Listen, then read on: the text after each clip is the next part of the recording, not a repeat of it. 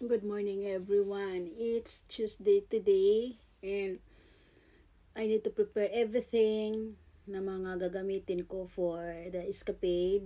And gusto kong i-final yung mga outfit ko. So, from my clothes, from my sandals, from my makeup, uh, for my everything, accessories or bags o kung anong gusto kong dalhin na mga clutch bag dahil usually pag nasa travel ako, I'm only using one big bag for travel, and then I have a two or three clutch bag, no, and then I have a beach sandal, and I have a one high heel and step in and flat sandals. So I need a three sandals, and my makeup, I think I don't need to bring mini makeup because every time pag nagta-travel kami ni Daddy, I used to bring mini makeup and then mini skincare product, but hindi ko usually nagagamit all the time. So I think I need to bring my Chanel serum only, and then my Chanel makeup palette travel because I have a two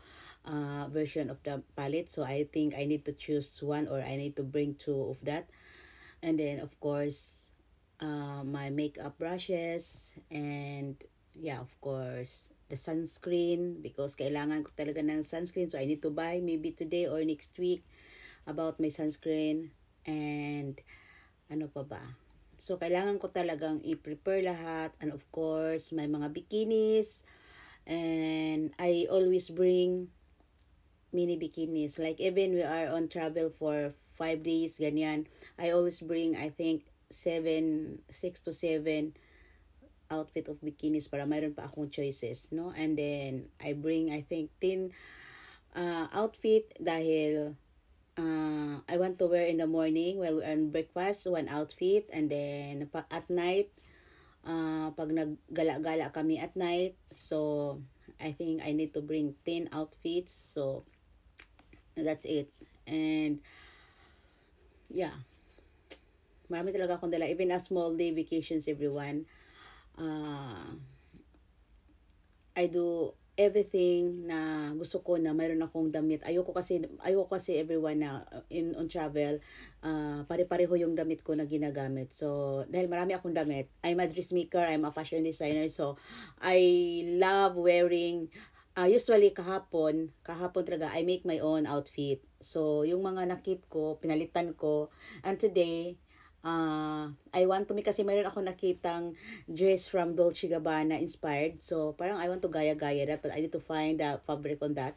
So, gusto kong gayahin. And there's the one also, actually, that's from Shane's design. Wala lang. I think that's the inspired also of the other designer. And I love the designs because it's sexy and talagang perfect for the beach, no? So, this coming holiday, and have holiday everyone, and thank you so much. Actually, hindi pa ako nag-nails dahil sa Friday na or Saturday. Kasi marami pa akong gagawin. So, yeah. So, this is my morning, and good morning everyone. And yeah, kagabi parang naramdaman ko na mayroong lindol konti, no? So, and then somewhere in the Philippines also, may lindol, I think 5.8. So, ingat-ingat lang talaga at dasal, no? Magdasal lang tayo.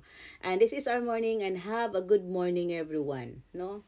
I'm still wearing my bonnet because mamaya ligo ako, so wala lang. And I make a cake.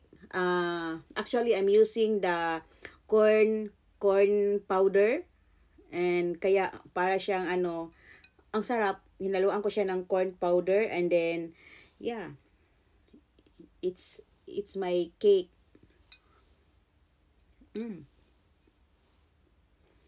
Kahapon ko ito ginawa, kaya perfect talaga pang breakfast, pang snacks, dahil you can see everyone,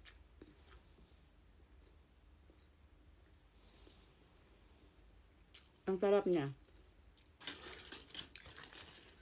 Yung corn powder ang ginagamit ko. Masarap siya gawing cake, no? Para siyang, there's something pareho nito. Parang Castilla.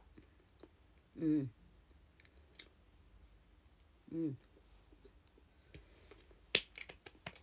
kisses everyone. Don't forget to smile every day. Yeah? No matter what, our day, our yesterday. No? Let's think positive and move on. And give smile and thanks every day. Thanks always to yourself. Give thanks to yourself that, oh, Miss Red, good morning. I always do that. You are beautiful. You are okay. You have more blessings to come. You have a good, very good health to come. And you are survive. Oh, that's it. Okay? Every day we supposed to thank ourselves because ang sarili natin ay lumalaban, no? Dapat talagang we always think to ourselves. And this is our day and good morning. Mag-breakfast na si Ate Red. Bye!